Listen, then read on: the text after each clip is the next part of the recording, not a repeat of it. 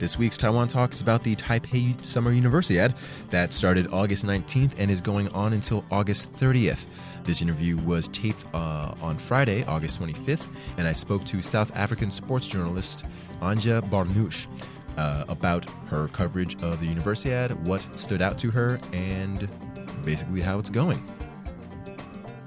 I'm here with, how do you say your name? Anje Badenhorst. Anja, can you tell me a little bit about yourself, what you're doing here for the Universiade and your previous experience and all that? I'm a journalist for Bella magazine back in South Africa, and I'm also helping out USA, which is our university team, our national university team. I'm also writing for them and writing online. I've been writing in South Africa for sports magazines and for sports newspapers as well. Basically, usually always covering the athletics and the swimming. Okay, so is that what you're covering here in this Universiade? Basically covering a little bit of everything, but mainly athletics at the moment. So last night, August 24th, you were at the 100-meter final, right? And so the results of that race was that Taiwan's Yang Junhan won with running a 10.22, first time that Taiwan won. But your countryman, Tandu Roto, ran a 10.24 and came in second. Could you talk about how it was like being there?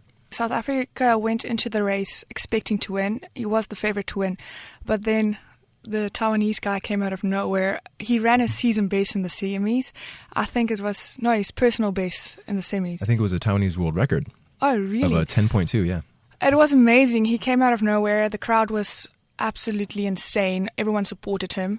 And then when he went to the final, I thought, okay, this guy is definitely a guy to watch out for. And then he absolutely demolished the rest of the field. You could see the lovely thing about sport is you can see the one who really wants to win wins. And even though he wasn't the favorite to win, it was quite amazing seeing him actually beating us. And that was like the most, I think, memorable event of the game so far to me. Oh, really? So that really stands out, just being there at that moment. Yes, the crowd went absolutely nuts. After he won, I think he didn't believe he won as well, and then he was so happy about it, and you can see all the hard work he put into it just paid off at that moment, and everything just went for him, and you can see the nice thing is like the underdog winning the competition, and that was... Do you think the crowd carried him? Did it feel that way? Absolutely, the crowd definitely carried him. I think being in front of his home crowd made him win. I think the crowd went nuts. I've never seen Taiwanese people ever in my life being so happy or so excited about sport or athletics. I've been to a few baseball games where the people are excited and basketball, but I've never seen anything like that at athletics. The stadium everyone was behind him. I think even the people supporting their team actually supported him in their hearts as well. Yeah, because they want to see the homegrown talent win. Yes, definitely. Yeah. Was it packed there? Was it with a lot of people? Yeah, the stadium last night was kind of full. I think it was the most people I've seen at the athletics event so far. So I think they did come out to support him. I think there was a lot of youngsters, and the crowd was really big. On the flip side, talking about your countryman who came in second, he was expected to win. What's the feeling like in the South African contingent? We were just happy to get a medal at the moment. He came from the World Championships and unfortunately he got disqualified because he had a false start. So he wanted to come and everyone wanted him to win. And then when he came in second, everyone was just so happy to get a medal that they didn't actually care if he got first or second. He still ran a very good time, and you can't ask for a person or athlete to do more than what their best at the moment. So he is one of the upcoming sprinters, so he's very inexperienced, and so I think this is one of those wonderful opportunities to get more experience for him. And last night on social media as well, everyone was so proud of him because last night we won a silver medal in the swimming and in the athletics. And those are your first two medals in these games, right? Yes, that was our first two medals. Mm-hmm. Is that less than expected? Yes, we're not doing as good as what we expected we were going to do. I think we set out to do about 10 medals, and then so far not going so well, only 2. But our main athletic events are still coming up. We've got Justine Palfreman going into the 400 meters, and we've got Reinhard van Rensburg going into the 800 meters. That is high hopes for South Africa as well. Let's talk about the opening ceremony. Were you there? I was actually at the opening ceremony, and I was in total awe. I was flabbergasted at how amazing it was. I did not expect it to be so wonderful, mesmerizing. I think it was right at top of the Olympic standards, the opening ceremony. I've seen stuff that I've encountered in Taipei before, like the food carts and everything they brought into this opening ceremony really makes it memorable. So it was amazing to me. I saw the colors, the different colors, the lightning, everything was amazing, and there's no other word I can use actually for that. Even the baseball and the opening from the flame, no, it was amazing. Seriously, I'm saying amazing a lot, but it was. I don't have any other words to describe it. The crowd, I mean, having a packed stadium is already like an indication of how good it was. And then seeing it in person, it's nothing I've ever encountered in my life, and it's definitely something I will remember for the rest of my life. And do you think the opening ceremony stayed true, or they showed what Taiwan, like the Taiwanese culture? Oh, absolutely. Well? I loved it. I think living here for a bit, I could definitely see the Taiwanese culture coming through. I laughed so hard when I saw the scooters. I couldn't contain myself. And when I saw the food cars going up in different lights, I told for my fellow co-writers, and I'm like, oh, this thing you see in Taipei, always, always, always, always. And the other things you always see in Taipei. So it was like, it was so Taiwanese, and the Aboriginal people in the beginning as the show, and even the changing of the guards. I remember my mom came to visit me in Taipei once, and that really stood out for her. And then the other people, the visitors seeing Taipei, they also saw the changing of the guards, and they were also like, these people are so in synchrony, and how did they get to do this right? And then I'm like, that's Taiwan. That's part of the Taiwan experience. Yeah, definitely. Yeah. Nice. Did you notice any, like, the protests that were going on that interrupted it? Not actually. We were busy writing, and then when we saw the flags, the athletes didn't come in. For the first one or two times, I thought, okay, maybe the athletes haven't come yet, and then all of a sudden we realized something was wrong, and then trying to figure out. And then I went up to the stadium to go see what's happening, if I can see what's going on, and then I couldn't actually see anything. The athletes were just waiting to come in, and afterwards I spoke to some of my team members and I was interviewing some of the athletes, and they actually saw the protesters, and they said actually it didn't look like a protest. The people were just smiling, and they'd never seen protesters smiling and waving at them, so they didn't realize it was a protest at all. Oh, really? Oh, that's funny. Yeah, I was talking to an athlete from the UK who said it wasn't a big deal for them. Like, they were in the tunnel and they were just hanging out and having a good time.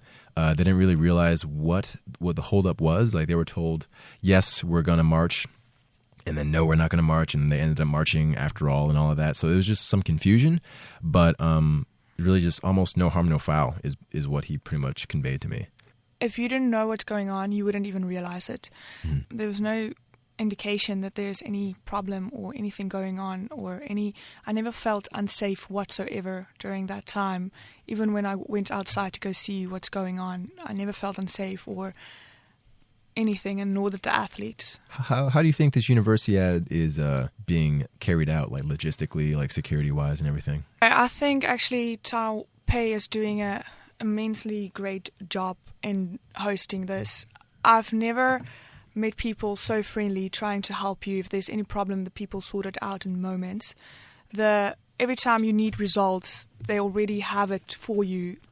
Sometimes you feel the people are too friendly because you didn't even have a chance to think what paper you need next of the results, especially at the swimming, and they already brought the paper for you. And the people are so caring. They always make sure you have enough food, enough water, and you don't even realize you need it, and they already helping you. All the volunteers are so friendly, going above and beyond. The facilities here I can't even describe it, how good it is. And the athletes are very happy. I spoke to some of the athletes earlier, and they felt really as if they've been treated like professionals. Some of the athletes, they're very inexperienced, and this is their first major event. Some of them has been to the Olympics, and they also said it's been up there with the Olympics. So my fellow co-worker, he works for our South African radio station, and he was at the Olympics in Rio, and he says Rio is nothing compared to Taipei. Really? Really, he said if he has to choose between Taipei and Rio, he'll choose Taipei any day. That is great to hear. Yeah, so. Wow. What other events have you covered? I've been covering mainly the athletes that's running now. I've been coming through with them. I used to train with some of them back in South Africa, and then I focused on the journalism part, and then they became like really good athletes. So And then it's nice seeing some of your friends competing here. And so I've always back home, if they got a South African championship or national championships, I always had to cover them and write for the local newspapers and the local magazines and local radio stations all the information they need. So they asked me to do this as well. So I was totally blessed and honored to be part of this. Apart from the 100-meter final, what else stands out? Let me just think for a moment. I think the nicest thing is that every time a Taipei person wins, the crowd just go nuts, and the locals are really behind their teams. What definitely stood out for me was yesterday when I walked to Taipei Arena, the crowd for the baseball games were like making basketball games. Yes, the basketball games. Made like loop-de-loops around the field, and everyone was standing in line queuing up to actually watch the games, and I didn't think there will actually be people going to watch that, and there were so many people watching that. Yeah, ticket sales have been a topic of conversation for these Universiade games, because in the very beginning, I think there was a report saying that there were like 800,000 tickets for all of the events to be sold. And as of a week before the Universiade started, they maybe sold only 200,000 tickets. So they're kind of nervous about making sure people can get to all the events and just like selling all the tickets and, just getting butts in the seats basically. And now they have like the opposite problem of too many people trying to buy tickets. The website's crashing. A lot of people are lining up like for basketball and stuff. My friend lined up for, I think, 3 hours to get to watch the gymnastics like finals and stuff. Yeah. Wow. Yeah. So they just weren't expecting it. It's a pleasant surprise, right? To have people want to go watch these games, and I think it's really cool to see just people actually get involved and get into it. Did you notice there was like any enthusiasm in the weeks leading up? Actually, I think a lot of people didn't expect or knew what these games are. It's not actually a very famous games, even though it's the mini Olympics. It's not that popular or something like that. So I think a lot of people didn't know what to expect or what it's going to be. I think that maybe they just thought it's just like a normal sporting event. And then once they saw the opening ceremony and they realized how many people and how many different countries are coming, then they realized how big it is, and it's something to be a part of, and it's something memorable and a piece of history, and they want to be part of it. So I think they literally, when they realized how big it is and how amazing it is, everyone just know they have to jump on this train and come see the games and come see it and experience it for themselves. Yeah, I'm really glad that happened. Social media is blowing up about it. Everybody's talking about it, and it's really cool to see. So I want to talk about the first few days. One thing that stood out to me was that North Korea was in like the top 3 for the medal count for the first few days up until Tuesday or Wednesday of this week. Did you know that? I did actually not know that at all. I was so focused on my own country, I didn't realize or checking anything of the other medals. Mm-hmm. That is very interesting. I know. You wouldn't expect that. At all. I know. So I looked into it, and they're in 5th place now, which is still pretty good, with 9 gold, 4 silver, and 2 bronze. Their 2 strengths are weightlifting and diving / synchronized swimming. All of the medals come within those 2 categories, and those 2 categories happened earlier in the Universiades. Interesting that they're above like United States, they're above Australia, and all these other countries that are like known for being like really big sports nations. Yes, I mean, it shows the little countries also have opportunities to go somewhere in sport, and that's actually amazing. I can't believe that. That's actually one of the coolest things about this games. Yeah, right? And it's good for them. Totally. I mean, I think it gives them a little bit of hope.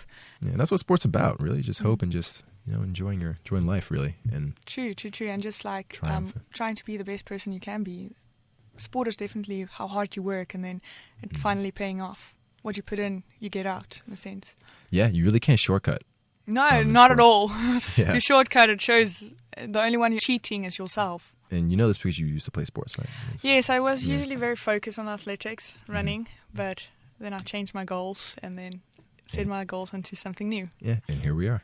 Yeah. And then, so now the medal count right now, the top 3 countries are South Korea, and then Japan, and then Taiwan is 3rd. Taiwan 3rd, that's the most amazing thing. I actually think they're going to even do better. I expect more from Taipei. They shocked me, and they pleasantly surprised me of doing so good. I did not expect Taipei to do so good in the beginning. I thought they're just going to be carrying through because we've got big nations like USA, and we've got big sporting countries. We've got Jamaica here is going to be doing really good in the sprinting, and we've got the biggest country. We've got Australia, who always like sport is one of the main things, and we've got New Zealand. So I didn't expect Taipei to do this good as what they're doing, but I think having home field advantage and this game's going so big and blowing up, it just motivates all the athletes more, and all of them are focused and wanting to win. Yeah, I think it showed. So I met you at the athletics field, and I was watching the javelin. Not even the finals. It was just the qualification round. And this German athlete, I don't know his name, he was just destroying the whole field. First throw, he threw like an 83, 84 meter. I remember that. Yeah, and he was just really good. You could just tell he was going to win, basically. And then throughout the whole qualification rounds, like after the first and second attempts, Taiwan wasn't even on the board, wasn't even on the top 8. But then by the end of it, Taiwan was second and third in the qualifying round with like huge throws. And you could tell because this Taiwanese athlete, after he threw it, he would like fall onto the ground because he put his whole body into it. It's just beautiful to see. It is, and you can see the dedication of the Taiwanese athletes just putting their heart and soul into this, and you can see they worked and they prepared for this. They're giving everything and they're leaving everything on the field. They don't leave anything to chance. What are you up to for the rest of the games? You're going to cover athletics and swimming? Yes, and swimming is almost finishing, and then it's like one day I've got a little bit of a break, and then it's the closing ceremony, and then I'm covering the closing ceremony again. So it's been a pretty good Universiade so far. I'll definitely say it was. I was pleasantly surprised. I didn't expect it to be this big. I'm shocked the people are friendly, and all the media that's here, the big media that's here, even I, knowing these games, didn't expect it to be this good or so well organized. I mean, we've got shuttle buses going back and forth, getting everyone to where they should be. Some of the athletes who competed in the Olympics said the standards are the same and they experience the same things as what they did in the Olympics.